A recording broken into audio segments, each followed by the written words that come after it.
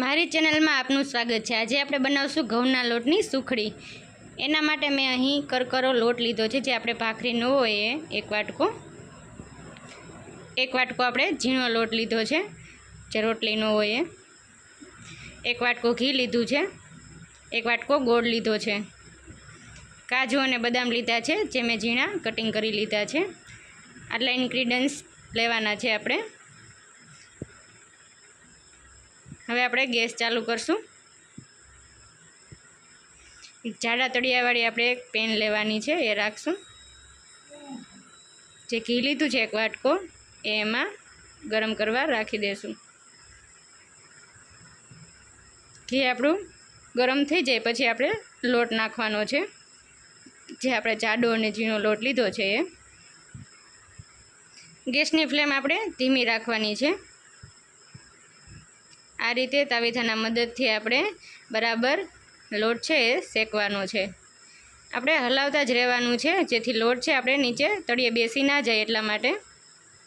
આવી રીતે આપણો જેમ જેમ લોટ શેકાતો જશે તેમ એમાંથી ઘી છૂટું પડવા લાગશે અને એકદમ ઢીલું થઈ જશે આપણે જે લોટ છે એ। આ રીતે આપણે હલાવતા જ રહેવાનું છે। બ્રાઉન કલરનો આપણો લોટ છે એ શેકાવા દેવાનો છે। આવી રીતે થઈ ગયો છે આપણો લોટ, હવે શેકાવા આવ્યો છે, તમે જોઈ શકો છો। આવી રીતે શેકાઈ ગયો છે। હવે આપણે ગેસ બંધ કરીને નીચે લઈ લઈશું।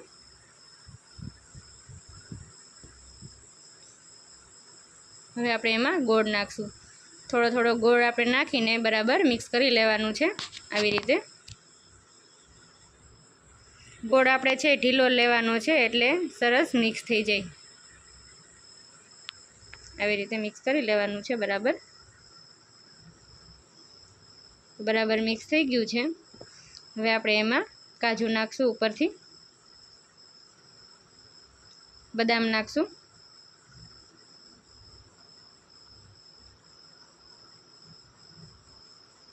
બરાબર મિક્સ કરી લઈશું।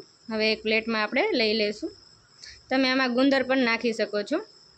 આ રીતે તાવીથાના મદદથી આપણે ફરતી સાઈડથી સરખું કરી લેવાનું છે આપણે સુખડીને। આવી રીતે દબાવીને સુખડી આપણી થઈ ગઈ છે તૈયાર। ઉપરથી આપણે કોકોનટ એટલે કે જે ટોપરાનું ખમણ છે એ નાખશું। તમે જાડું કે ઝીણું લઈ શકો છો। ઉપરથી કાજુ નાખશું, થોડી બદામ નાખશું। 5 મિનિટ ઠરી જાય પછી આપણે એને કટ લગાવવાની છે।